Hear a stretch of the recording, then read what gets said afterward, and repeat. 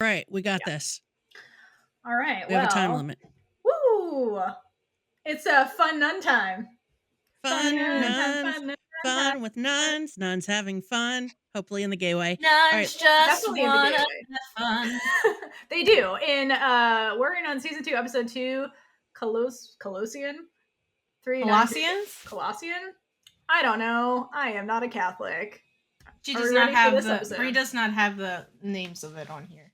Yeah, because I suck. I got it. So how do we start this anyway, one off? Listen, we start this one off with Lilith cleaning up. Sure do. Wait, hold on. My note is she must have been so itchy all day. Seriously. Oh, for real, with all that oh my god. Yeah, covered. That's all I could think about. Yeah, I don't must know have been terrible. I don't know how the actors do that. Like you can't touch your face and just covered and stuff. That must be so uncomfortable. I did some show where I had to have stuff on me, and I'm just like, and you just like kind of like poke yourself. Yeah, kudos to the actress because that was like caked onto her face. Lorena, you are amazing. You're a superstar. We love you. Great job with this. Cleaning up and kicking everything. Ass. Just like everything. You killed period. This whole show. Also, the whole outfit. The thing that makes me uncomfortable in this scene is when she puts her cape, I don't know what to call it, her jacket, it's cape like thing. A jacket, kind of cloak. Yeah, kind of, cloak. Yeah. Cloak. Cool That's outfit. a good word. When she puts her cloak back on, I'm like, you're gonna get blood all over it. That's my first thought. She specifically took it off at the end of the last episode to not get blood on it, and then it's like, let me put this on now that I'm covered in blood. Yeah. So I'm like, okay, I guess maybe she's like, it'll be on the inside. Well, no, I got dry cleaners. It's fine. It would have limited her more. Well, yeah. Well, yeah, but also like. But also, like, this is our joke. Dirty. Like, yeah. All right, whatever, guys. We're wacky. Look fabulous and get the fuck out of there. So exactly. She nailed it. She did. She nailed it, and then we're going over to het bait. Wait. Before we get to head baiting, there's one thing I just want to point out about this scene, other than everything we talked about. The last thing Lilith does before we cut away is remember in the last episode where the only reason she got in that scenario is because the stupid priest was like, oh, Mary's in there. Go to that cell on the right. She goes and visits the cell. Yeah. And there's this moment that kind of lingers on Lilith that I think is important to point out because that's her kind of like coming to terms with the fact that Mary is really gone because her whole mission so far has been just get Mary to the point where she's ignoring the OCS. It's just Mary. And I think that's important for Lilith because we saw in the season 1 finale when she came back from the other dimension was freaking out. The person who got through to her and calmed her down was Mary. Mm-hmm. And so without Mary, I think it kind of sets up what happens with Lilith because she's untethered from like the one person that was keeping her grounded. So I think that's important here. They're kind of showing that they're like Lilith is flailing. So yeah, the Mary thing hits her the hardest because like I think Mary was like her one real friend, honestly, that she had left. Yeah. Absolutely. So, sorry to end that on a sad note, but I think that's important to point out about Lilith. That's okay. We'll get a funny thing in a second. Yeah, exactly. Enough drama. Okay. Let's go over to them. They followed Adriel's goons out to this farm type place or something, and they're building a wacky cross in the middle of this little area and setting it up. And then Miguel's like, hey, I'm going to go get a closer look, which is a perfect opportunity for Ava to accuse Beatrice of being jealous. She's like, I don't trust him. And Ava's like, you're just jealous. And Beatrice is like, bitch, what? Okay, because Beatrice is playing the logic card here and makes actual points. She's like, he's hiding something. Ava's like, aren't we all? Beatrice is like, we know what we're hiding. We don't know what he's hiding. Like, what if we're not on the same side? Is kind of what she's saying. And then Ava, who's in her feels now, because she just had her realization like 8 hours ago or however long ago, is like, I think you're jealous because you've been hating on him this whole time. And it's always like, I'm getting vibes, is what she's saying. And Beatrice in her brain, because she's way too in her brain, she's like, what are you talking about? I'm being logical right now. But Ava sees through Beatrice and she's like, no, you're really not. Your emotions are clouding your judgment too. I can see that. You can't see it. So it's like this really fun kind of miscommunication thing that's going on where like the character doesn't realize their behavior. It's great. I love it. I just love the way that Ava phrases it. Every time I get a new friend, it seems like you like friend. Okay. Yeah. I love the way Ava uses the word friend because Beatrice is not there yet. She's like, when I try to make friends, you're like, fuck no. So it's kind of interesting too because there's a scene later where I think Beatrice kind of reflects on that a little bit because think about it, Beatrice's only friend is Ava. So like she kind of does monopolize Ava's time. Yeah, it's because of the mission, but I think deep down it's more than that, and Beatrice just doesn't recognize that. But Ava Ava's trying to get her to be like, admit you like me. Just admit you like me. Admit you like that's what she's really doing. I don't think she cares. She's like, if Beatrice wants to monopolize my time, like go for it. But like you need to admit what you're doing. Like, come on. Admit you like me. I also love that Beatrice calls it absurd. That's absurd. It's just the way that Christina says it that I just love. It's the line delivery.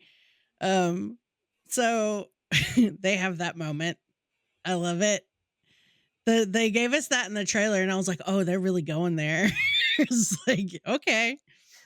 But also like after Ava is kind of like, admit you like me, then she kind of gets defensive because then Beatrice follows it up with like, well, it's not because I'm into you, obviously. It's because logic and you're being reckless and acting emotionally and all this stuff. And that's when Ava's like, no, like stop doing that.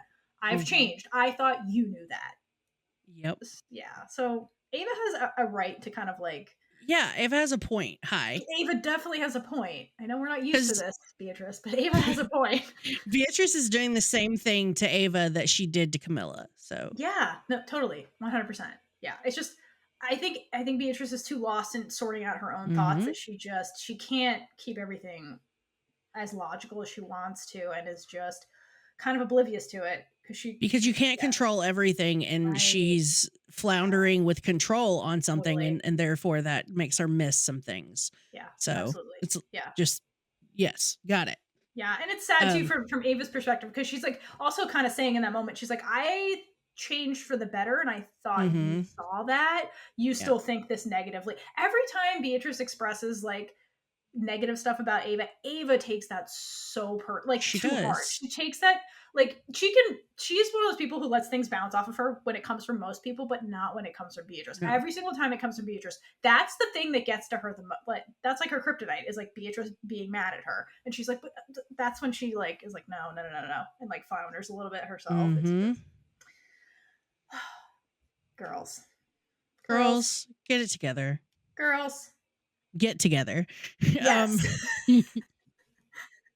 Remove the end. Yes. Get together. All right. Anyway. So we've got all these. We've got prayer dudes being weird and around this cross. We've got that shit going on. Miguel comes back. They're all like chitty chatty about what's going on. Like, what the hell are these people doing? Standing and praying about saying Adriel's name over and over. And then guess what's behind them? Everybody.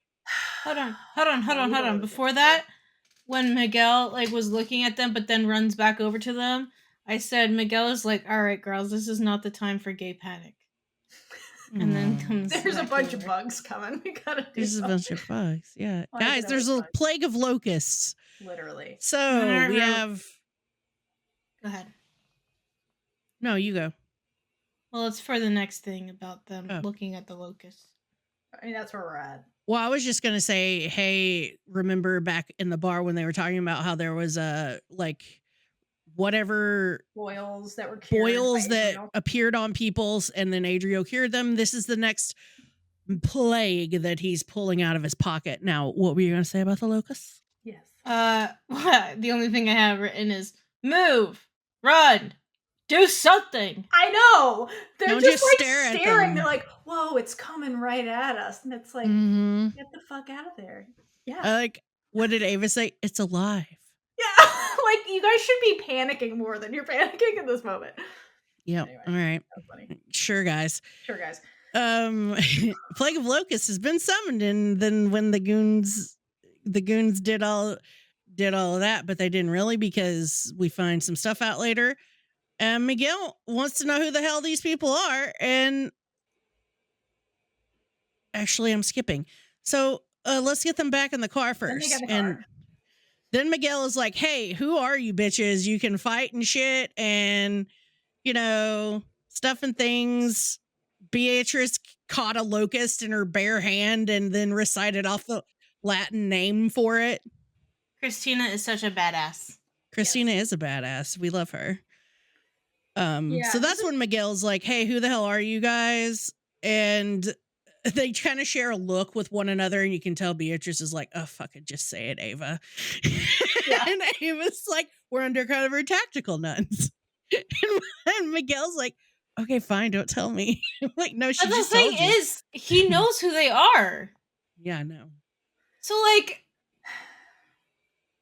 but there's no indication by the actor, I feel like there should have been, like, this slight, not, like, obvious, but, like, slight.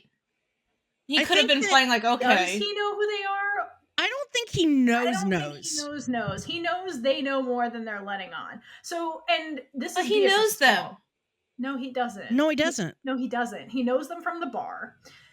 He knows that they know something because of Beatrice in this scene. This is like part 2 of Beatrice in the like. No, I know what you're trying to say, Kaitlynn, but I don't think he remembers. Okay. Remembers what? From when they had interactions in season 1. Yeah, no. Remember when, okay, here's why I don't think that's what's happening here. Because when Lilith went through the portal in season 1 and then came back, her memory was all over the place. Like, he was there for a way longer time. Like, I don't think his memories are very together. I don't know that little Michael remembers Ava specifically. I think I miss little Michael. Huh? I miss little Michael. I don't, but I don't. I don't like Big Michael either. I prefer little Michael to Big Michael, so. Right. But back to why Beatrice is actually blowing their cover. Because it's weird because he saw Ava phase, but then forgot about that from the last episode. But also in this scene, this is part 2 of Beatrice grilling him, right? Because she starts off with like, where the fuck are you from? What's up with your accent? Also, I just rattled off the scientific name of this bug. So she's like showing off all her skills that she has. So she's also making herself and Ava look super suspicious because he already knows they can fight. He saw Ava phase. And now Beatrice is just this like fountain of knowledge. So like he's also like suspicious of them now. He's like, you guys clearly aren't who you're saying you are, which is random bartenders. Like, so I feel like Miguel knows that they're associated, but he doesn't know exactly if she's the warrior nun or not, even though he saw her face. But maybe he just didn't connect the dot. But yeah, because he's looking for the warrior nun. He just doesn't know who it is at this point, I assume. But he knows that they are more than they're saying that they are. And then Ava says, we're tactical nuns. And he's like, yeah, okay, whatever. But maybe he's like, maybe they are. Yeah. I do think that they're both, that he was playing down his knowledge, but totally. But I don't think he's pinpointed that Ava is the one yet. Yeah, exactly. Yeah, so they stop at a gas station and Beatrice and Ava kind of get into it. Ooh, they do. Alone in the car. And it's proven that Beatrice is indeed jealous when she refers to Miguel as easy on the eyes. Is it just because he's easy on the eyes? Hi, Beatrice. She has not looked at that man one time. So let's unpack this scene because you are correct. Ava is making no indication at all. Beatrice is just misreading all of this because drama.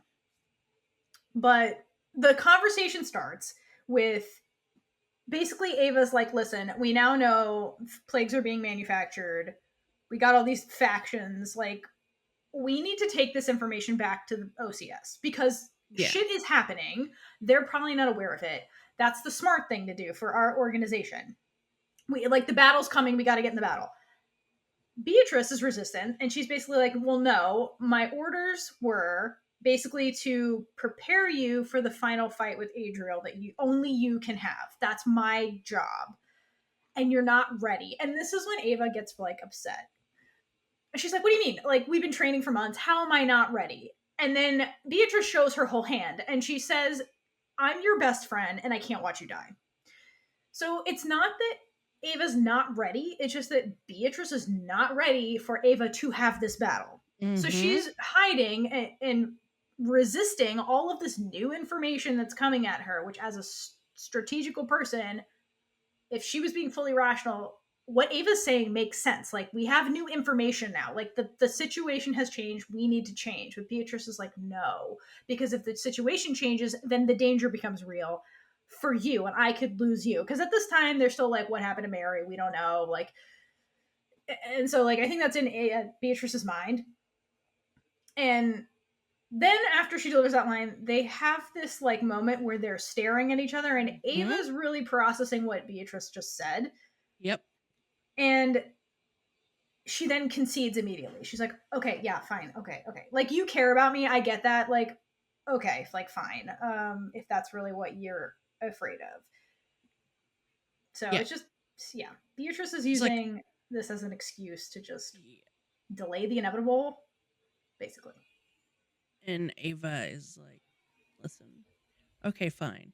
I see that where it's coming from, and so I'm not going to fight you on it anymore, even though I'm right, because at least you like me. Yes. And so Ava concedes, and then they keep having this conversation, and then that's when Ava's like, enough of the bullshit.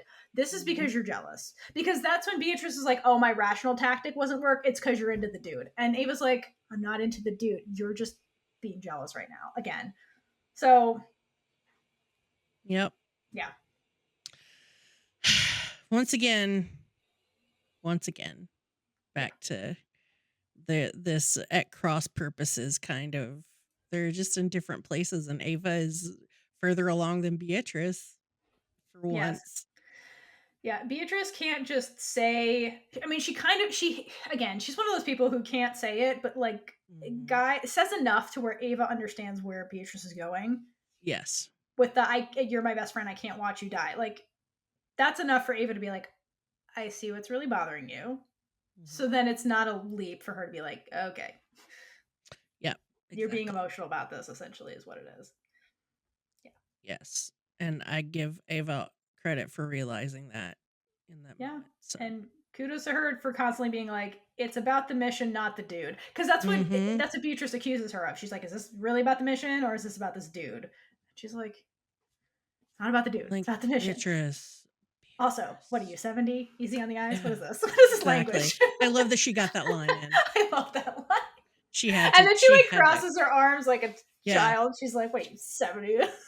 Can't believe I like you. That's what that was. Exactly. It's so cute. It's really cute. That whole scene was really good. Where are we? They're still in the car. In the car where they're arguing, and then Beatrice is like, "You're my best friend. I can't watch you die." And we're like, "Sure, Jan." Yeah, sure. Best friend. But actually, that is a thing she's legitimately afraid of. It is. When Ava says, "You don't know if I'm ready." Yeah, like, that's yeah.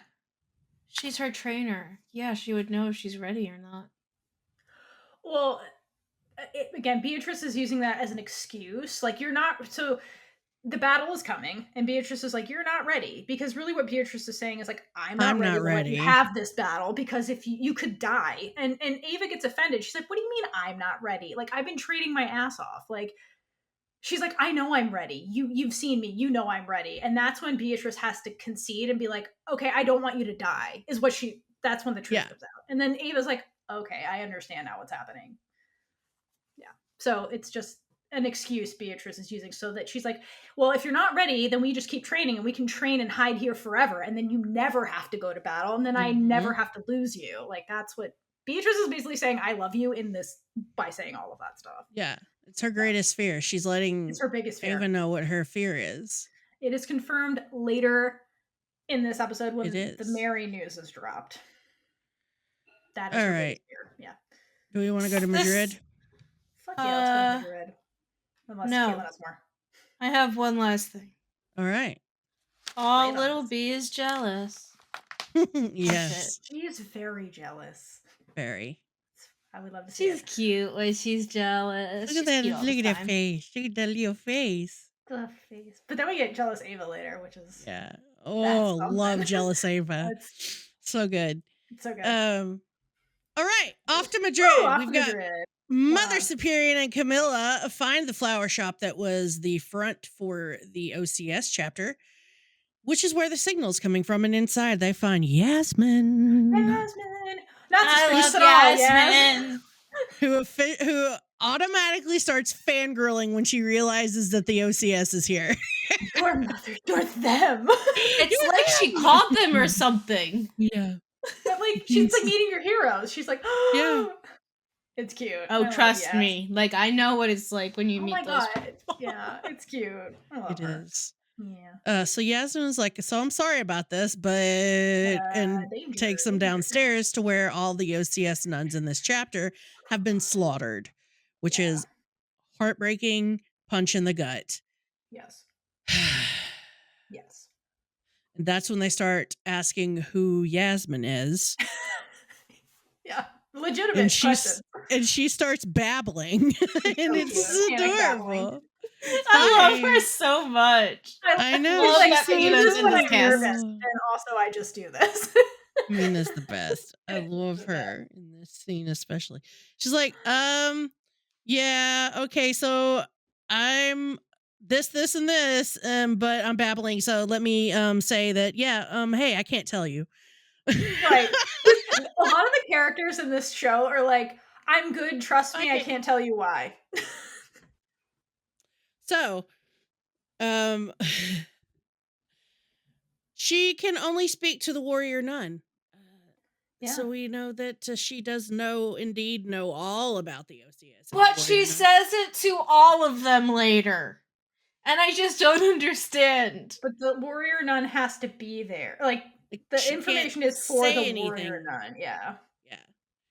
The fact that I don't think Ava would be like, Ava's going to tell the rest of the order immediately. It's Ava, first of all. And second of all, like, it's just the protocol. She's like, well, I can't tell you guys. I have to tell the warrior nun. And the warrior nun is not here. So that is my protocol. I've been bound. My entire family has been doing this. I've been bound for life. I know how to help everyone, but I'm only allowed to deliver this information to one person. And but I get what you're saying. It's not I totally get what you're saying. I just think that it was not really that she just can't spill until she sees Ava. It doesn't matter if other people are around or not. Yeah, exactly. Plus, she wants to tell him anyway. I know. She's fangirling right now. She's like, you guys can stay, whatever. Yeah, it's not in the rule book. All right, let's go. Okay. But yeah, where are we going next? We're going next to Lilith's family home. Oh, I forgot about where she just arrives. We get a little flash of the fanciness of this house before we go back to the bar. With jealous Ava. Yes, let's talk about this. Okay, listen, it's Ava's turn to be jealous. Oh, guys. It's so good. It's delicious. It's delightful. So Ava's doing her thing behind the bar. Beatrice is in her usual spot where she's doing paperwork, or not really. She's not doing anything but sitting there. She's just staring at Ava. She's not staring at Ava. That's her whole reason for being there, is to stare at Ava. Yep. So a woman approaches Beatrice. Hell yeah. And, I love her as well. I want more of her. Same. I want her to come back. I don't care in what capacity. I like this woman. It's just they're going to do Polly in season 3. Sure. No. I'm good with it. Come on, why not? You can have that. I'll stay in my boring couple ship monogamy thing. Beatrice is too jealous for that. Hi. Yeah, there's no way Beatrice would kill this woman. Yeah, that's all the drama of season 3. Alrighty then. So a woman approaches Beatrice and says that she's been watching Beatrice watch Ava for 20 minutes, Girl. Hello. Yes. So this woman is like, all right, this really attractive girl is watching this other girl. Is pining after this other pining girl. after her. There's Let me definitely go- something going on here, and I'm Let- going to go insert myself into this situation. Right. The audacity of this woman, too. She's like, Yes. you're clearly drooling over this girl. Let me go talk to Exactly. her. Exactly. What? So she The openly confidence. flirts with Beatrice Yes. by telling her that she knows that she's into Ava. Yes. 100%. And is like, she's not, I have a friend like that. And Beatrice is like, oh, what do you do about it? And she's like, I just remind her that she's not the only friend in the world. So basically she's telling Beatrice, hey, you can have more than one friend, if you know what I mean. She's telling Beatrice, you're a catch. You're a And catch, your girl needs and I'd to like see to that. catch you. Yeah. And your girl needs to see that. Remind her of that. Yeah. Remind Ava, I'm a catch. Remind Come catch me. Ava that you are a whole snack and that she is not taking note of, but she is, unbeknownst to. Oh, we'll get there. 100%. Yes. Because But Beatrice is oblivious, though. That is the problem. Absolutely. Beatrice is oblivious as Ava clocks what's going on over there and starts staring like, the fuck? The fuck? Who's this? What is going on? Like, this girl's touching Beatrice. Like, she touches her chest because she's like, you're a labyrinth.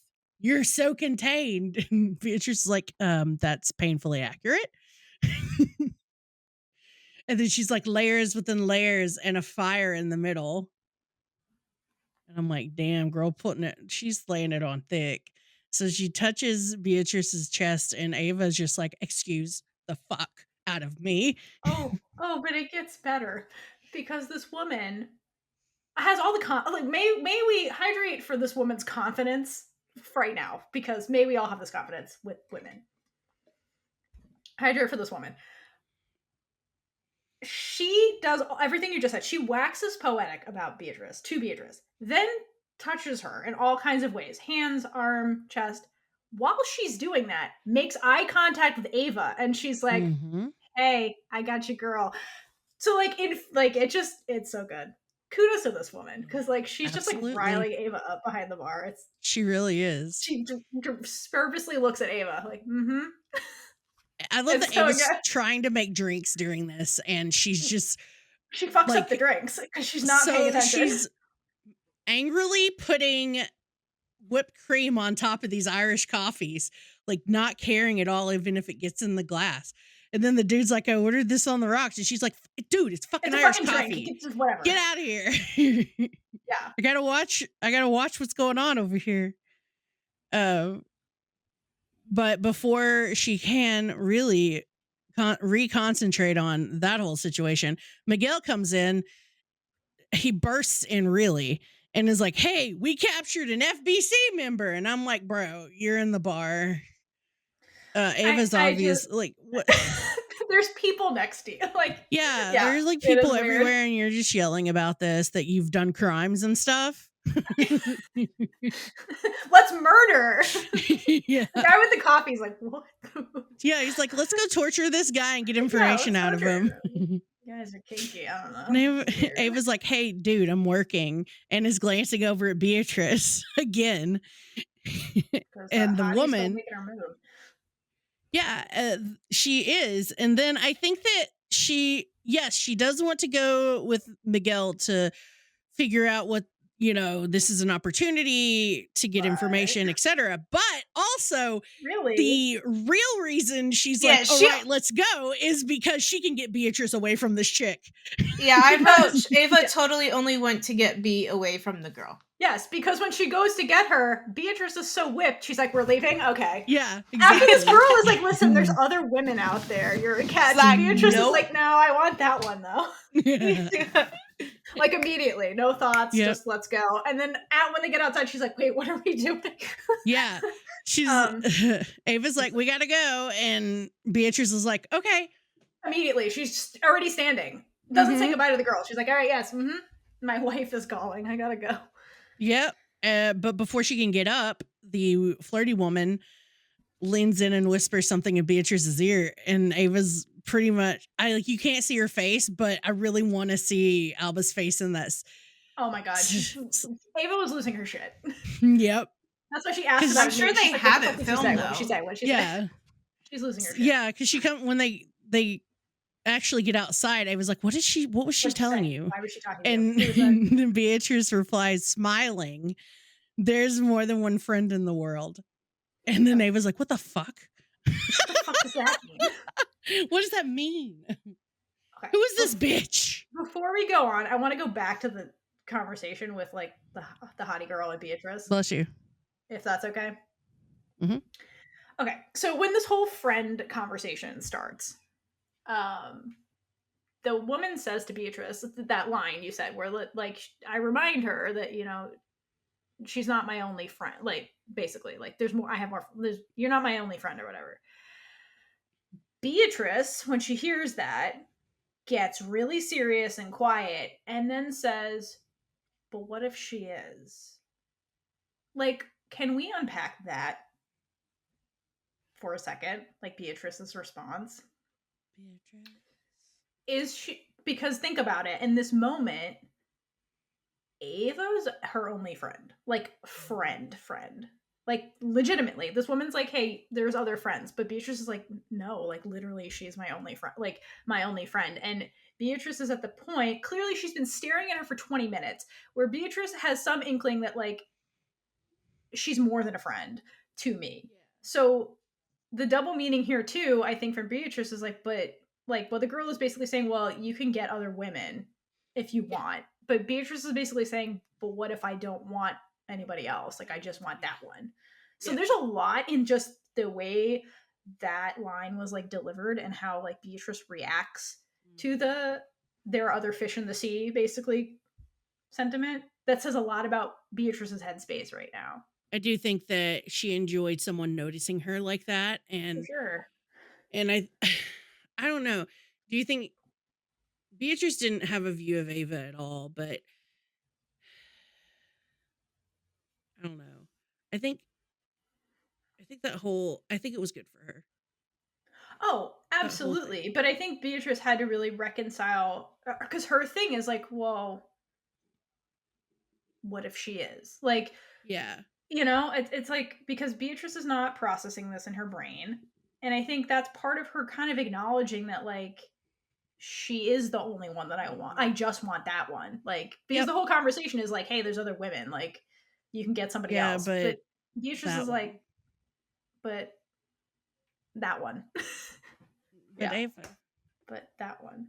But it works on two levels, because that is her only friend right now. Like, that is her only friend. So it's like, yeah, other friends, but like she's my only friend. Like, so it's kind of sad too in a way. Yeah. But I think that scene says a lot about Beatrice's headspace, where like she's not saying it out loud, but like she's thinking kind of the same thing Ava is. It's just So kudos to the hottie at the bar. Thank you for your sage advice. Kudos to that girl.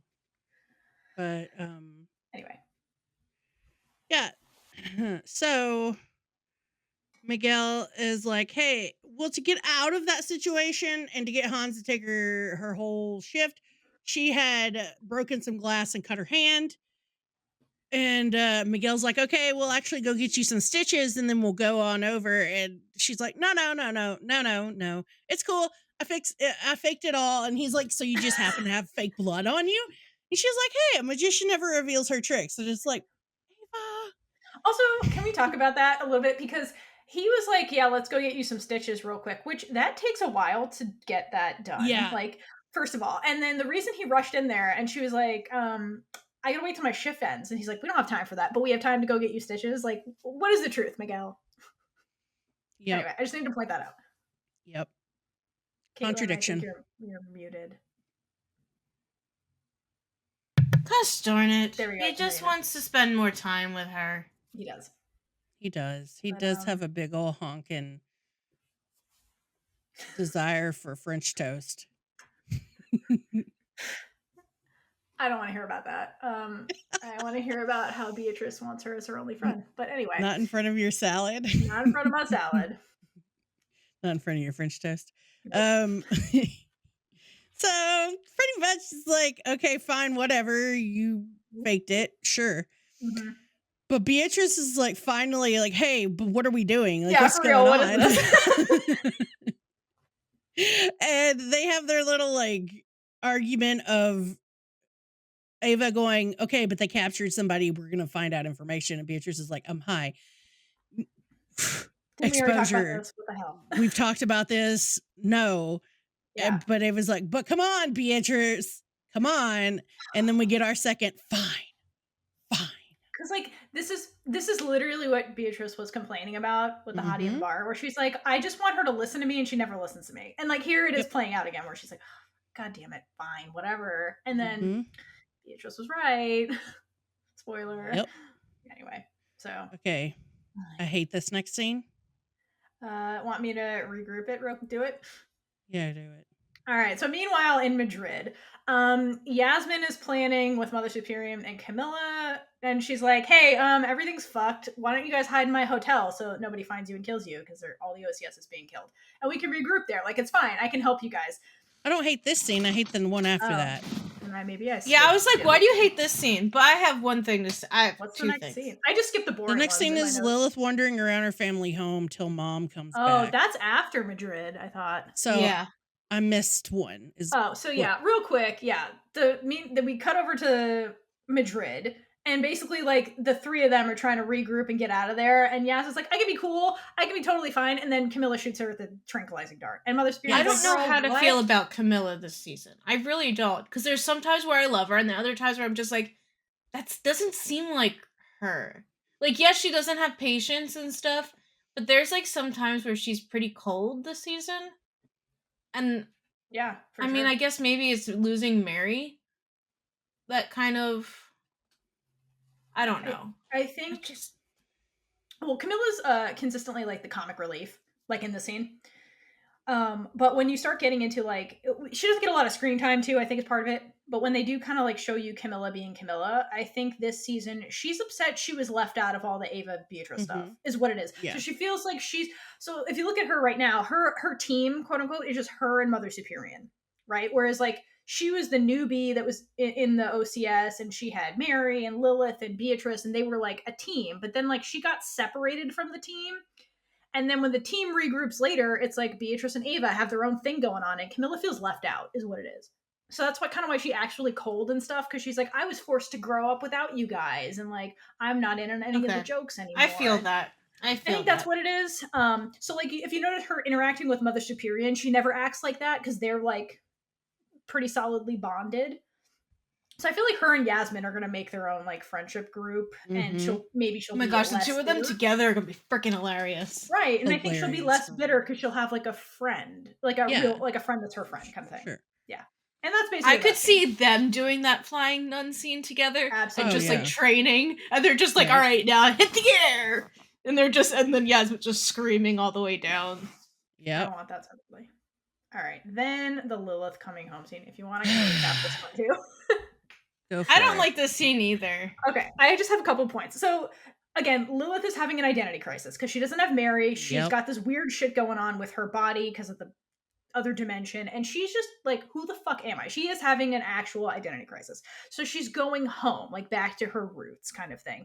And she ends up at her home, and may I say, this home screams trauma. Like it just screams it. Like we first get there and we're in her room, and her room is just so sterile. And it's like, yeah, it's got like trophies and stuff that she won, but there's zero personality in it. And so what it's showing is that even though this is Lilith's quote unquote family home where she grew up, it's just this very oppressive environment. And then that really comes to a head when she leaves the room and she is reunited with Mommy Dearest. And it's just like, wow, like there is going to be no love in this home. And that's basically the scene. So back on over to where they've captured this FBC fella and have him restrained. They're about to interrogate him. Ava, like they walk in and you see there's only a couple of people in there.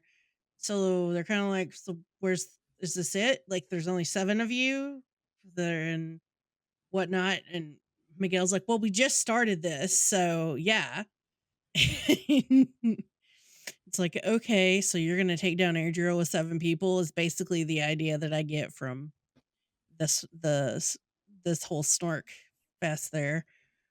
But the guy that they've captured is some dude from Rome who's actually had a wraith demon possessing him, which Ava informs Beatrice about, and then Beatrice is like, what do you need me to do? And he was like, I don't know.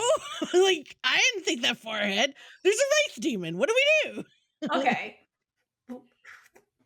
Yes. So a couple of things. First of all, Beatrice with her hands in her pocket sighting. Just Yep. I'm gonna hydrate for that. Let's do it. Okay. Other thing. When they're torturing the dude, they move his neck and you see this like Adriel cross tattoo. So that's a thing the cult people are doing. This conversation with Ava and Beatrice before we get to the wraith sighting, Beatrice reminds Ava, she's like, remember, you can't expose the halo because if you do, we're all in danger, including the good guys. Like, you're going to make them targets. So, like, remember that. So then when the wraith demon comes out, like, the way to kill it is with the halo or dividium, which no one's carrying at the moment. So that's why Beatrice is like, well, what do you want me to do? Because, like, you can't do anything. You need to, like, be chill. But I can be a badass. But Ava is Ava, and she's like, I don't know. I didn't think this through. I punch first, ask questions later is, like, her brains. And then punch again. Yeah. So I think it's Beatrice basically acknowledging, like, okay, you can't do anything. What do I do? Have to take Boss me over. around. So Boss what do you want me to do? Ava, boss me around.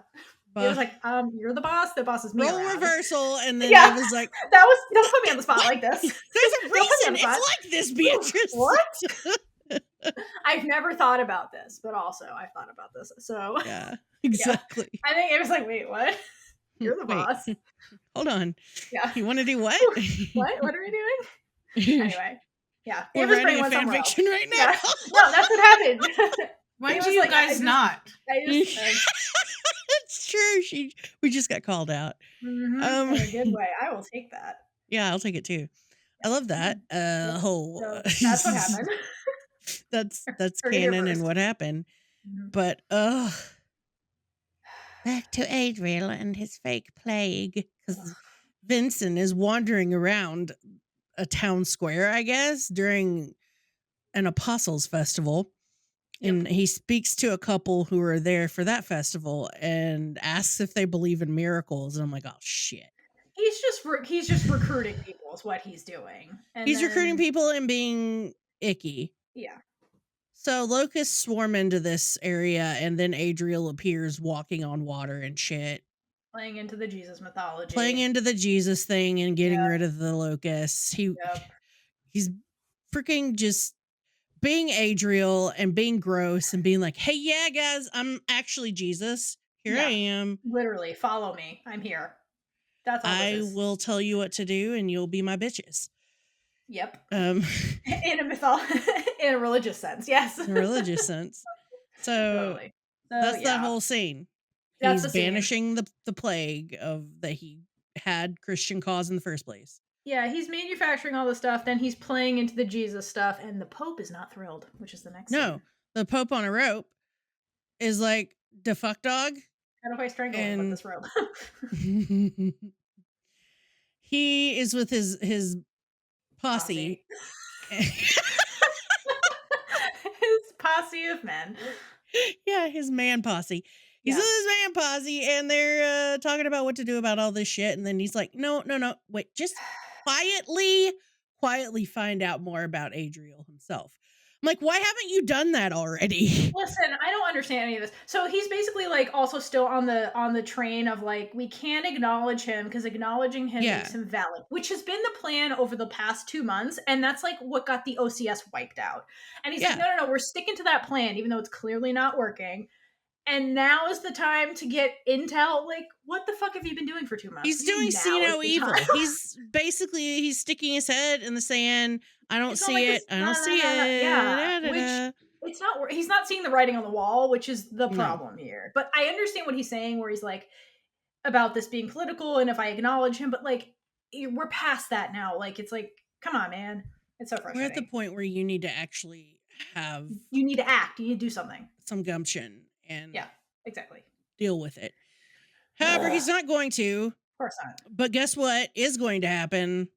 Lilith and her mother are about to Jeez, Okay. her mom is a piece of work. Okay, Like, let's unpack. just- Let's just unpack this. Which it's clear her mom was going to be a, Let's unpack this. So they're at a table having dinner, and it's like the biggest table on the planet, and it's supposed to symbolize how not close these two are. Yes. So while they are related by blood, they have no relationship whatsoever, and the whole conversation is just Lilith's mom just criticizing her like for everything. She's like, why is your hair out? I thought you were a nun. And why were you passed over for the halo? Why are you such a failure? That's this whole conversation. And it's very sad because to compare it with Motherland, this is kind of like Abigail and her mom to a degree, but like way more toxic, because so much more. in this There's a lot of similarities between the two shows. There definitely are. But this one's way more toxic than like the Bellwether stuff, because like that scenario, the love, quote unquote, here, it's like affections tied to achievement. And so because Lilith is not meeting the achievements that were set for her, which were crazy high. Like the bar was, you need to be the halo bearer. That's a crazy high bar for your mom's love. And Lilith was, quote unquote, passed over. And therefore, mom's like, I will never love you because you never did the thing you were supposed to do by existing in this world. And Lilith's like, what the fuck? Like, and she's like, almost like, why did I even come here? Like, this is absolutely ridiculous. But like, that has been her whole life. It's just like achievement is affection. So it's very sad. Like, Lilith never had somebody who loved her. And I think that's partially why she takes the Mary stuff so hard, because Mary was like, you're my sister. I love you no matter what. I think that's the first time she ever had that. And so to lose Mary, Lilith is just like, nobody cares about me. And is just like, it's sad. She's just spiraling and is not finding validation for who she is from anybody. And then she also has this whole other thing going on where she's like, what the fuck is happening to me? Because I don't understand why I'm like this, or like have these claws and like these scales. Like, I don't understand. I don't know who to talk to. I don't have a support system. So, and she definitely doesn't have it at home. Like her mom does not care. She's like, you failed. Like, you failed at the one thing I wanted you to do. I will never love you. It's sad. That's this whole scene. It's just, that's what Lilith's life is. It's very toxic and horrible. She's being told by her mother, you might as well have never been born because Correct. you've done nothing. You did nothing. You didn't do the one. I gave you one thing. You had one job. You didn't do the one job. Yeah. And it's like, the one job was impossible. Like, yeah. You had no control over that. Correct. So, yeah. Fuck that Fun times. Yeah. Absolutely. So back to the interrogation. He recognizes Ava, probably because the Wraith demon is inside of him, and obviously is connected to Adriel. So, I have something for the last scene. Okay. I said the scene definitely humanizes Lilith. Yes, it does. Yeah, of course it does. Yeah, absolutely. It's a very good scene. Has those moments where, I mean, it's a great scene. It's awful and painful to watch, but yeah. Yeah. But you could also, when she like scratches the table, Mm-hmm. I feel like everybody's been in a conversation where you just have to like, just be like, it'll be over soon. Just deal with what they're telling you. Yeah. Yep. And then you can get out. Yeah. Hopefully. Yeah. But speaking of things getting hurt, there's that demon. Freaking demon's about to get hurt. But so he's chit-chattering about how he's seen, Ava, you were at the Vatican, you know what went down. And then he starts to say the word halo, and Beatrice steps in and fucking silences him before he can say it. And then she's like, what? I just don't like theological grandstanding. It annoys me. It's annoying. I love that scene. I love her. I love her rationale for punching him. Mm-hmm. But I want to note, I think the big thing from his conversation, like the demon talking to Ava, basically what he's saying is like, the halo belongs to Adriel, is what he's really he doesn't say the word, but he's like, you took something from him that belongs to him. Like, so indicating that like Adriel is still on this mission to get the halo to get Ava. Yeah. So, yep. Yeah. Just there's but Mr. fun time here, breaks free of his restraints and knocks B out. And then what does Ava do? Because that's where Ava loses it. Ava tries to fight him without Halo power at first. Like she's trying her darndest, but it's not working because it's a Wraith demon. It's obviously very powerful, so she gets thrown around a bit, and he's not good. So, and finally, she powers up the Halo and uses it to knock the demon. Well, she knocks him down first with one like punch from the Super air, punch. and then she like beats the shit out of his face a little bit until the demon flies off. And what does the demon do? It looks for a new host, and guess who is there, just standing up and trying to regain her like balance and bearings. It's Beatrice. But no, Ava will not allow that to happen, and she flares the Halo and like blows the demon up. It took me until this rewatch to realize that's what was happening. I didn't realize that it was going to Beatrice. Yep. And that's when Ava's like, I'm not hiding this anymore. She screams no. Like, because again, she kind of did a similar move and the similar thing in season 1 when Sister Crimson was fighting with Beatrice. Beatrice is a badass scene, and then when she whips out the gun to like kill Beatrice, that's when Ava's like no, and she flares the Halo and like knocks the bullets away from Beatrice. So she's done this before where like her real emotions come out for Beatrice in these life or death moments, and she's like, I don't care if I expose the Halo, like you're not getting possessed by a demon. And so just that gut-wrenching scream she does, the no, is just, you feel that. You feel it. She's like, nope. Unfortunately, Beatrice isn't happy that they're exposed. But also, like, I wish they had a conversation about this. Me too. By Kaitlynn. About this. Like, why Ava did it. Yeah. It would have been better than Beatrice being mad and Ava being like, but hello? I did it to save you.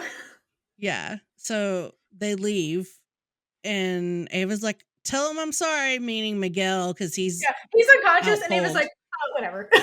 Whatever. Tell him I said sorry, bye-bye. But I really want to... What else do we have for this scene? Do you have anything else? I just wanted to say, I think it's really funny that Beatrice is the one that checks on Miguel to make sure he's alive. It is. I'll check on him. Yeah. Because, like, again, Beatrice, do you not understand that Ava does not care about this dude? She just Halo blasted him, too. She's like, I don't care. I only cared about you. Come on, girl. I don't understand what my next note says. I mean, what it's to, so I don't know if it's for the scene or not. What is it?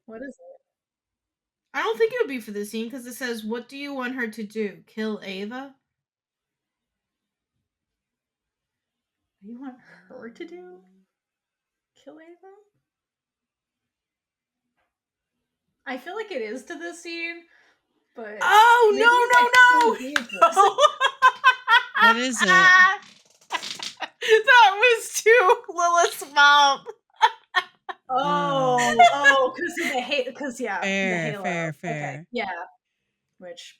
Oh, and then. So was there a scene with Yasmin in between? I think so. We skipped it. Oh, okay. But my note for that was the protocol did not include driving lessons. No, it did not. It did not. The protocol was tell the warrior done. Okay. Did she? Now I'm back on track.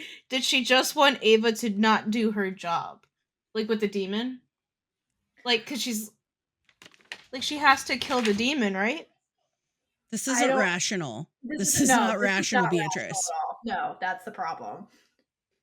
All right, I'm ready to go on to evil asshole dude. So Lilith is upsetty spaghetti? No. Oh yeah, that's first. This is okay, never mind. I have nothing for that scene. Bye. There's really not much. There isn't. It's very short. It's basically just Lilith punching a statue. Like I said, Lilith is upsetty spaghetti. Yeah, and she's the big takeaway from this is that she's like, I'm a monster. Like, even my mom can see I'm a monster. So, like, again, this is Lilith's identity crisis, and that's what she thinks of herself right now. And so at the beginning or the end of the last episode, basically Vincent or whatever told her, he's like, hey, you should seek out Adriel because he knows what's going on with you. So basically it's like all of her bridges are being burnt until like that's the last bridge of what the fuck is going on with me. That's what this is, basically. Yep. Then the dudes. So- Can we make this the shortest scene ever? Yes. Yeah. Adriel I don't shows care. up to Pope on a rope's house, meaning the Vatican. Slumber party. He's just chilling in there, and then he tries to get the Pope on a rope on his side, but it's a no-go because he's not buying what Adriel's selling. And then Adriel leaves, but before he does, he kind of sits on the table and does a supernatural I'm gonna suck the life or the air out of you thing with the Pope, and like is like, hey bitch, I can kill you, basically. So, and he says the offer still stands, and then he leaves. Can I just say, Adriel's a freeloader because he's just like, I stole some ancient booze from you guys. Like, what an asshole! Like, he's a giant freeloader. That's who he really is. He's like, well, I'm home, and it's like, no, you're not. Bitch, no, you're not. You're You live fucking in a different dimension, you dumbass. You. Yeah. I can't say it. He's like the guest that hangs out at the house too long, and you're like, I want to go to sleep. Can you get out of my house? I'm calling you an Uber. Get He out. pops over into this realm, and then he's like, this is all mine now. Yeah. He's like, I live here now. And it's like, no, bitch. Like, you're overstayed your welcome. That's what it is. Yeah, Yeah. Everywhere you go, you overstay your welcome. I know. The obviously. Pope is like, get away. This is my house. Yeah. I need to go put on my freaking tracksuit. It's tracksuit hour. Yeah. Tired of these damn robes. Drink my wine You're and a catch soul. up on Housewives. Yeah. Because that's All what right, the Pope does. Kaitlynn, what you got? Yeah. Oh. I wonder if the water trick is practical or visual effects. And I have one more. Okay. But you know what I'm talking about? What's the difference between practical? What is practical versus? Oh, visual? practical means like they somehow did it on set and they were able to get the water to turn colors. Mm-hmm. Yeah. Interesting. And then the next one is kind of conversational topic. Okay. I really hate that I zone out when the dudes are on TV. See, the thing is, we say that. If a guy were to say, oh, I hate it when the women are on TV, they would be slander. Like, but no, I feel bad. Okay, I'll say this. When we say that we're not paying attention when the men are on screen, it's mostly a joke. But our interest doesn't lie with those characters. If those characters were women, we would still be like, well, here we are. I just don't care about this part of the story. Yeah. It's like the randos. Like, we're joking about it being, yeah. I don't care. It's not, go back to the nuts. Because there were some parts in Motherland where I was like, I don't care. Yeah, okay. Exactly. Right. It's what part of this story do you connect to? And the part that we connect to is not Adriel and the Pope having a dick measuring contest. Right. I don't care about either of these plot lines. And then they've converged. That is what we are saying. And that's fine. Like you like what you like in media. We happen to be queer women who enjoy watching women be badasses, and this is not a scene with that. I'm annoyed when Jillian's on screen too. Yeah, me too. Yes, that is true. So, I hear about it all the time. This is a scene with all men. I'm not interested in anything that's happening here. So yeah. Exactly. Like I just want, it's one of those things where I want the information. Can you just tell me what happens in this scene? And I don't have to watch it. This scene could have been an email for me. I didn't need to watch it. That's all. There you go. Yep. So yeah, I totally get what you're saying. And sometimes I think about that we should probably do a caveat and say, we don't really mean that we don't care when any man is on screen. We're just saying in this instance, it's not the part of the story that we really want to get into the meat of and analyze. And we're not going. I think it's also good to like just talk about that in general too for the audience. I think so. It is. I think it is as well. Like it's a really good idea. It could be taken like that. It could be. So, the people. I think it's just the deal of if you're going to come and listen to this podcast or watch this podcast, you kind of know what you're getting, in the sense of we are what we are. We like the queer women stories. That's what we're going to focus on. So, we don't hate men. We just don't really care about seeing these scenes in this show I mean, like, I want to watch them one time and that's it. I'm good. Yeah. After that. I'm good. I don't. I still yeah. don't Like, know what happens in them. Respect to the actors because Yeah, they're for sure. doing a good They're job. great at making They're us doing not a like great them. job. Yeah. Yes. Anyway, was that all? Did you have That's anything it. else? I'm ready Okay. to go. Lilith goes to Yeah, to Jillian for Lilith. help. Yeah, Okay, can I 'cause just say my note real quick? Sure. Yes. I love that Lilith calls her before popping in. It shows I know. that she cares for others. Yeah, she's like, well, my mother was not helpful. Let me go to another mother who's actually helpful. Yep. So that's what's happening here. Yep. First, Jillian's like, I'm too busy obsessing. And Lilith is like, but hey, guess what? And then I can help you with your obsession. I can help you with your obsession. And then Lilith just phases through the gate anyway. She's like, cool, let's And go. then we get to the part where Jillian is examining Lilith's newfound scales. Is she turning into a dragon, a demon, a drag That is the demon? question. I don't know. I don't know. No one knows. Yeah. But during this scene, the important thing besides her going to Jillian for help is that her necklace, her OCS necklace, starts lighting up, blinking, I should say. It starts blinking. Mm-hmm. So she reads the code and then she's like, I'm going to tell them what happened to Mary. And then she uses the necklace to type in, I guess, a code to send a message out as well. So Lilith over here, is this the nun texting? She's nun texting. This is nun texting. Ancient Okay, texting. we've got a new texting. First, Ram Soren invents witch texting. Witch texting, and now we've got nun texting. All right. Cool. So my big takeaway from this, the emergency signal thing, is that this is where Lilith really makes her decision. And I'm having trouble sorting this out with Lilith, but basically, like, this is the signal that's like, hey, we're in grave danger. Please regroup. And, like, we're fucked. And she basically says that to Jillian. And then Jillian's like, do you need to go? And she's like, no. But I'll tell my sisters, she uses the word my sisters, what happened to Mary. So at this point, like, what really is Lilith's degree of loyalty when it comes to the OCS? Because it's definitely fractured. But she still uses the terminology sisters, sends the message, but, like, doesn't respond to the call. So yeah. I think that she feels like she needs to sort herself out first. And she's not really, I don't think she really cares about anyone outside of the few people that she actually had connections with. So she's not on the mission. Yeah, no. She's on her own mission, but she's going to tell her sisters, which are the core OCS people that we know, that Mary is no longer with them, that they lost Mary. So that's her whole deal. Like, she doesn't give a shit anymore about the mission. She just wants to figure out what the fuck's going on with her, which, word, sister. Yeah, I think, yeah, I agree with you.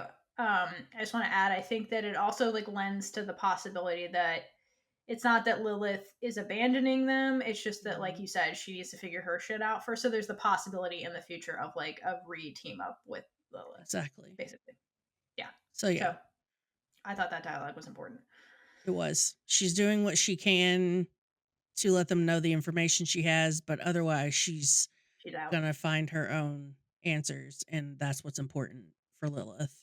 It's also weird that nobody tries to find Lilith. Mm-hmm. I just realized that. They're never like, where the fuck is Lilith? Should we look for her? It's just... They only mention it once and is like, has Lilith reported in? No. Right. And then that's it. That's it. Which... Weird. Interesting. Yeah. Interesting. Yeah. So... Weird. I guess they just... I don't know. I'm going to have to comb through and see if there's anything else. And if I don't know. That's the only one I remember. It's the only one I remember either. Yeah. But... Interesting. Anyway. Next... Woo! Our couple is fighting. That mommy is fighting. Oh, I have. These girls are gonna be the death of me. I mean, yeah, they're gonna be the death of each other. Yeah. Oh God, why would you say that? in the best way. Hey. Hey.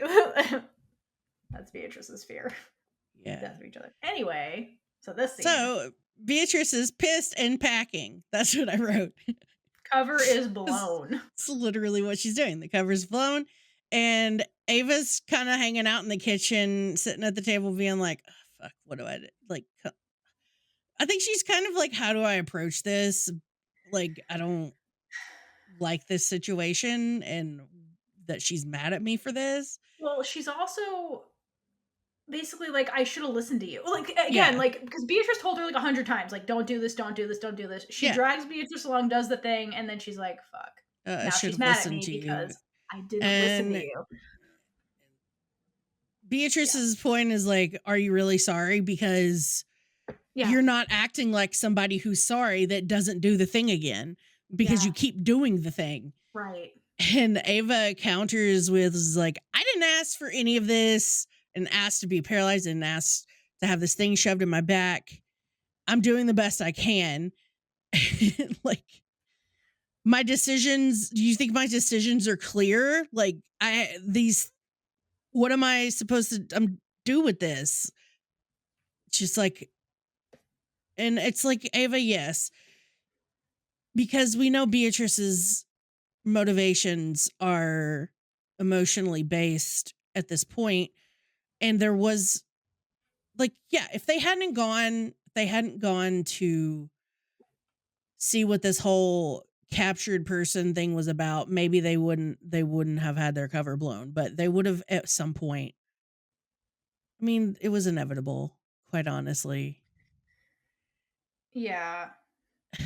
And this scene too, it's just their constant dynamic of like getting upset, projecting onto each other, and Beatrice projecting onto Ava in an outburst. Ava taking it really personally because the only thing that really hurts her is when Beatrice is upset, and then Beatrice owns it and like apologizes. Yeah. I think they're fighting because basically the reason that they're fighting is because they have so many emotions for one another. That's part of why they're having conflict. Yes, because the real thing Beatrice is upset about, yes, Ava's not listening to her. Valid. But the real thing she's upset about is because she can't run from reality and she's trying to hide from it because once Ava's outed, Ava has to fight the demon and Ava might die. That's what Beatrice is really upset about. That's why her instinct is like, we got to run. We got to keep running and keep hiding and keep training. Like, because if we keep doing that, we never have to go to the battle where I could lose you. That's what she's really upset about. Yep. Yeah. But yes, you're right. Beatrice does soften and then she goes over and apologizes. And then again, Ava apologizes. And Beatrice takes her hand, sits down next to her. It's the first time we've seen Beatrice reach out and touch Ava. Yes, I know. Beatrice. I think this is when I said these girls are going to be the death of me. Yeah. Oh, I can see it. I can see why. It's a huge thing for Beatrice to like. She just takes Ava's. She does multiple. It's baby steps to get there, but the way Ava is basically sitting there, Ava like is losing her shit right when they're in the kitchen and is like, fuck, like she can't like deal with this because like Beatrice is upset. She just yelled at Beatrice, which she never like. She doesn't want to do that, so that affects her. And then she goes and sits down because she's like, I can't yell at her. Is basically what's happening here. Then Beatrice follows her, sits on the chair next to the couch for like 1 second, a millisecond. Then sits directly next to Ava, and that's when she grabs her hand. So it's like she made these little baby steps to be like, this is what Beatrice would normally do if she's having a conversation with somebody, but she's like, but this is Ava. Let me sit next to Ava and let me grab Ava's hand because Ava's touchy-feely. And Ava the whole time is just like, I'm sorry. Like, she's apologizing to Beatrice. She's like, I'm sorry. Like, and that's when Beatrice is like, no, once again, I'm throwing my trauma onto you. She's like, listen, I forget that you didn't train for this your whole life. Yep. And it's my job to see you through it. But wait! Here's your Ava trying to be like, but you like me, don't you? Yes, that is what this is. So she's like, just your job? Just your job? And Beatrice is like, well, and my pleasure. And then they share that look. And I'm like, and then the necklace starts flashing. And then I'm her like, boobs light up. You motherfucking necklace. And then, but I'm like, at least Ava's looking at her boobs. Can we unpack Beatrice in this scene though? Because Yes.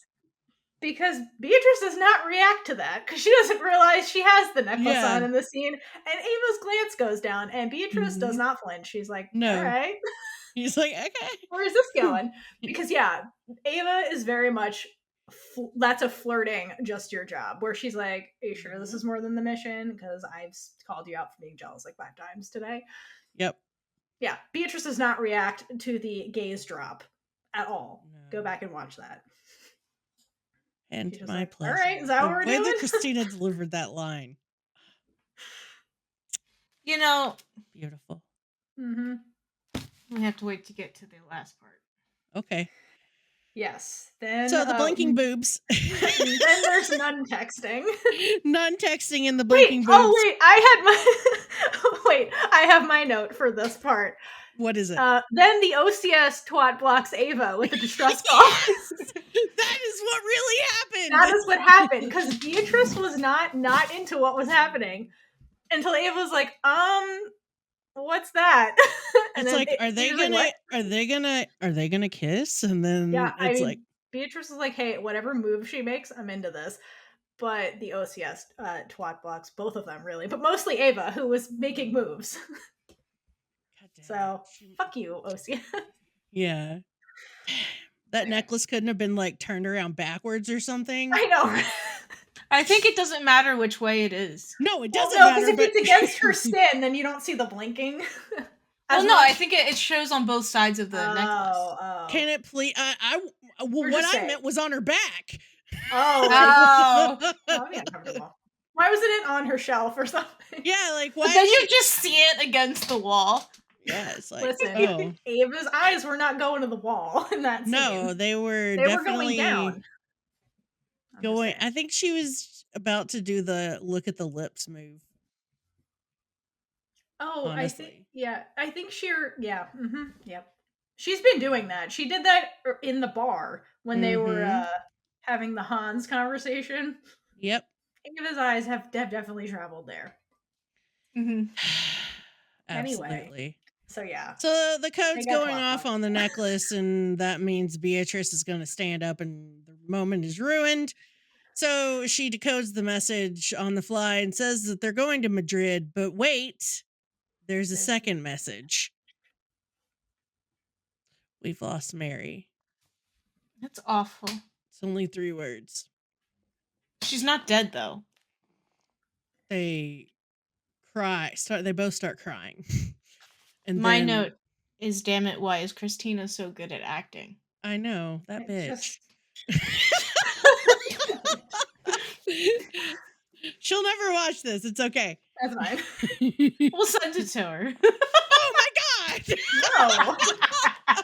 Hey, Christina, look, that time that Bree called you a bitch. It was for a good reason. I'm sorry. You're too good at your job. No, it's complimentary, though. It is. But yeah, it's like, you're making me feel things, and I don't normally like to feel things. Like, the eyes. If you just look into her eyes, you're just like, I want to hug you. Let me hug you. Well, why is Beatrice having that reaction? Because this isn't really about Mary. This is about Beatrice's biggest fear is being manifested right now.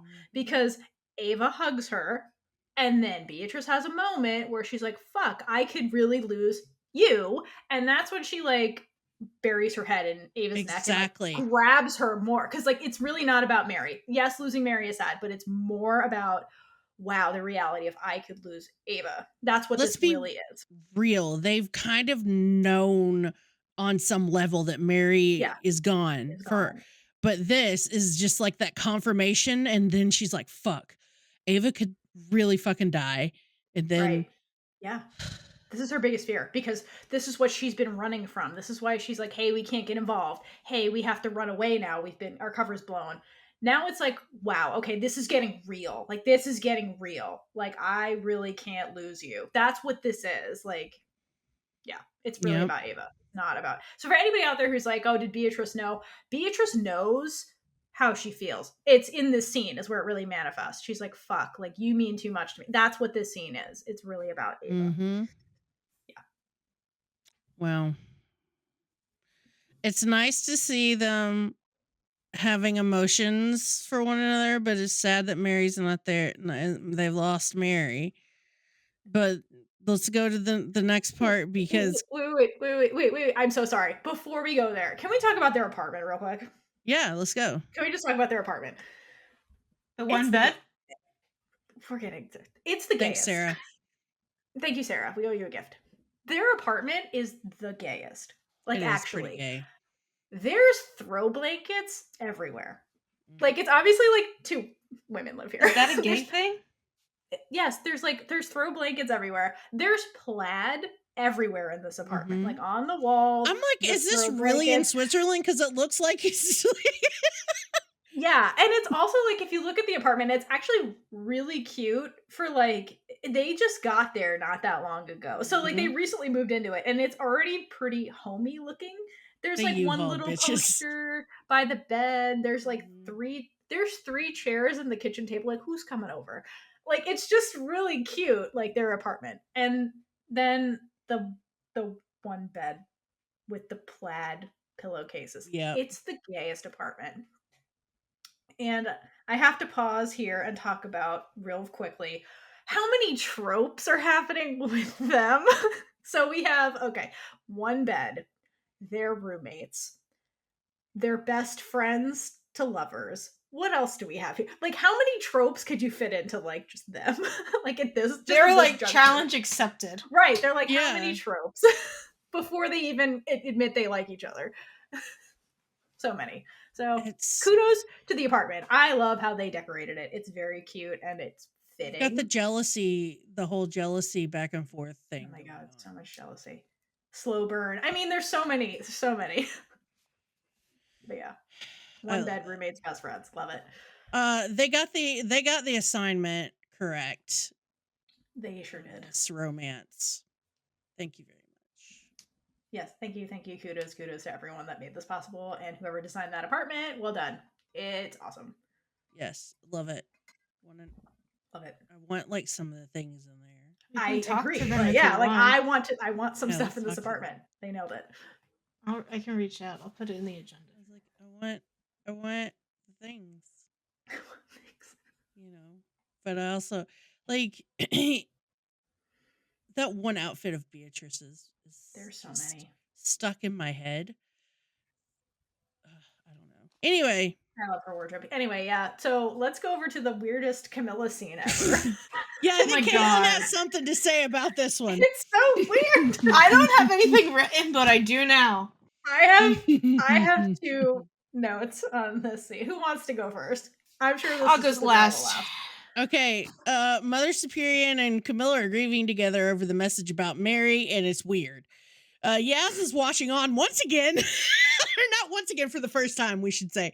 This is the first time Yasmin has to witness something that she's just not a part of in the OCS. And is like, okay, so Camilla, instead of like hugging Mother Superior like one would normally do, and like, you know, Beatrice and Ava did, we have like Camilla basically going down on Mother Superior. Like, I don't know. But she guides her head there. That's the part. It gets weirder. So yeah, Camilla, for some reason, in her state of distress, goes for the muff dive with Mother Superior. And then Mother Superior's reaction is to like lower Camilla's back. Like it's really weird. And poor Yaz is in the background like, I don't know what the fuck is going on right now. And I'm too afraid to ask. Yeah, who the fuck is Mary? Why is there muff diving? She doesn't know what is going on in this scene, and it's just like... No, she's like, this place is really gay. Yeah. That's what she's saying by the end. Like, is there a straight nun here? I kind of wish we would have remembered to ask Mina about this. The order of the Coochie sisters. Like, what is going on here? That's what OCS really stands for. Mina. You're like, hey, we just thought of something. Like, can you So- come to a production meeting and tell us about this real quick? This was the weirdest scene ever. But then Mother Superior puts them on the floor so they have better access. Right. It's like, what is this scene? But Like, it's okay. hilarious after the Beatrice Ava stuff was pretty heartbreaking, and then we get whatever this is, and I'm just like, why? I know it's my brain going in the gutter, but can we, like, but for real, though, come on. Yeah. What is Who saw that and was like, done. yeah, that's a good That's move. it. Send it to editing. I want to know what other like what happened in the other takes. I want to talk to one of them. I know. Maybe they're just like, you know, it would be really funny. Right? They were on their comedy, these two. Hold on. Let's give the Let me gays check the calendar something. real Let's quick. give the gays something to be into after being sad about Beatrice and Ava. No, it still won't. Okay. But yeah. Well, That scene was a hot mess, and it exists, so... it exists. You can go back and watch it again to see what we're talking about if you didn't the first time. And if you Please didn't the do. first time, I don't understand. If you watched this and was like, yeah, that's a normal reaction, please explain why and tag us.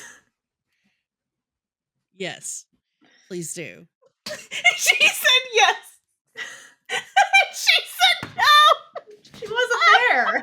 Leave her out of it. I want to ask No, her I know, about but the she scene had to before have this. seen it. I just love the two differences. She's like, no. No. Just like, yes, please do. Anyway, So It's how either does this or the space butthole. Take your pick. This is fuckery. Neither. The answer is neither. So I'd like to go to the next part in which I would point out a very, very big oversight by everyone in the OCS. Who the fuck didn't take Vincent's necklace away? Is it his or did he steal it from Mary? Was my question. I think it's his. Okay. Then yeah, I'm with you on that. I thought he stole it from Mary. I thought that was the implication. But I yeah, feel maybe like as you're like right. He probably had the his own, leader like, of the mother. OCS, he had his own. You're right. Nobody thought about that. Well, I guess. Well, how were they gonna take it from him? He basically like fucked them over when they were in the Vatican, and it was kind of like too Well, chaotic. Lilith found him. Yeah, you're Oh, right. yeah. So it's on Lilith. It's all Lilith's fault. I mean, okay, Lilith's Lilith fault. wasn't thinking about that part, but I'm just still. kidding. Oh shit! I forgot in the last episode. The other thing that's confirmed, I think, in the last episode that has to do with this is that the reason they all escaped and Mary didn't is because Lilith phased them out. Mm-hmm. Maybe there wasn't time to like be like, fuck, I gotta take his necklace in the chaos. Yeah. But yeah, Lilith could have been the one that did it because Ava didn't even have a necklace. Did no one give Ava a necklace too? She's the warrior now. She doesn't know the code. But she doesn't even know about the necklace. She wouldn't know what to do with Yeah. it. She'd be like, what the fuck is this? All she's like is like, Beatrice, your boobs are lighting up. Is So yeah, that what happens when we get close? Your boobs are so shiny. There's two oversights here. No one took Vincent's necklace, and no one gave the warrior nun a necklace. Or taught her how to use it. Beatrice could have taught her, but she didn't have it. Yeah, Also, it would have been useful for if she and Beatrice had been separated at any point for them to be Yeah. able to nun text. Yeah, finding the warrior nun, I feel like, is Does important. it not get sent to everyone automatically? It does, It but it does. doesn't mean they have to like sext or anything. Okay, Kaitlynn. Could you imagine that? Like Ava not knowing that it goes to everybody? And she just She's starts like doing- booty calling Beatrice Yeah. on the thing. and then Hero. Beatrice finally shows up. She's like, Ava, We live shut together. up, Why are stop you doing texting." this? She would. Lols, like hot. She would 100% be the one. Just in a texting meeting on with the her. Pope being like, this dude sucks. Does the Your Pope, wait, does boobs the look Pope have his nice. own one too? And he'd be like, God damn it. It's in my house of worship. Like, they be sinning on this nun texting line. What the fuck? Exactly. This is my new favorite, like Canon. random thing that we've thought of. No, Ava, because it's true. Ava would 100% do all of that. Yeah, And absolutely. Beatrice would be mortified, but secretly love it. Yeah, because everybody knows he's my girl. Ugh, It's a just put her hands in her pocket. I thought you were about to say she'll just put her hands in her boobs. What? She would. Damn, Kaitlynn. Shouldn't take it over the boob part. I zoned out for a second, and then I came back in a bad place. I really think that there's a lot of steps to get Beatrice to the point where she's cool with just going to the boobs. Yeah, Beatrice is on a journey. That's all I'm saying. She let Yeah. Ava look. That's a step. Mhm. Absolutely. So So yeah, Vincent yeah. knows everything that's going on, and he's like hanging out with his homeboy Adriel, and is like, listen, guess what? They're going to Madrid, and he's like, okay, well, why don't you go to Madrid and hang out with them? It's like, no. Bad It's idea. like, what was he expecting? He's like, here's some information, and the guy's like, cool, you're still my double agent. Go be a double agent. And Vincent's like, what? Like, all right, go off. I don't get him. Whatever. Fuck See you, what dude. the nuns are up to. Yeah, go check out the nuns. Listen, Ugh. no one's allowed to check out the nuns except for people who are worthy. Exactly. He is not worthy, and I hate that we end on their fuckery because I don't like them and their plot Because- and their plotting and their bullshit. No, thank you. Yep. Can we go back to Beatrice basically stuffing her entire face in Ava's shoulder/neck? Yep. Oh man, poor scared Beatrice. Mm-hmm. Can we Yeah. go back to them being funny? I would like to end on happy notes. What would Ava sext Beatrice first? It'd probably be something stupid like, I like your boobs. Yeah, no, I think so too. Yeah, no, absolutely. 13-year-old boy style. Or, it would be her doing like the flip the calculator thing and just do the numbers. Like she does it backwards. Yeah, and then Beatrice writes out the numbers, and then she's like, God damn it. She'd be like, what is this? And then she's like, freaking Ava.